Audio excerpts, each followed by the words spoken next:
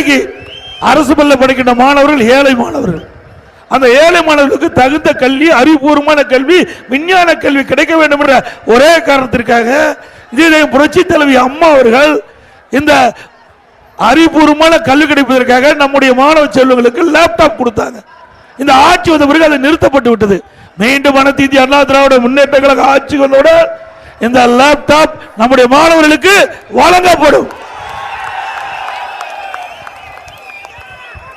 அதே போல விலைவாசி விண்ணை முட்டிக்கிட்ட அளவுக்கு உயர்ந்து போச்சு. திமுக ஆட்சிக்கு வந்தாலே விலைவாசி உயர்ந்துடும். இங்க நம்முடைய அணைக்கட்டு சட்டமன்ற தொழிலுக்கின்ற மக்கள் அத்தனையும் விவசாயி தொழிலாளி இரண்டை நம்பித்தான் அவருடைய வாழ்வாதாரமே இருக்குது. இந்த விலைவாசி உயர்வால இந்த மக்கள் கடுமையாக பாதிக்கப்பட்டிருக்காங்க. இன்றைக்கு இந்த விலைவாசி பட்டியல நான் மளிகை கடையில் வாங்கிட்டு வந்திருக்கிறோம். அண்ணா திமுக ஆட்சியில் 1 கிலோ பச்சரிசி 50 ரூபாய்க்கு வித்தது. இன்றைய தினம் திமுக ஆட்சியில் 77 ரூபாய்க்கு விற்குது. 1 கிலோ 27 ரூபாய் அதிகம்.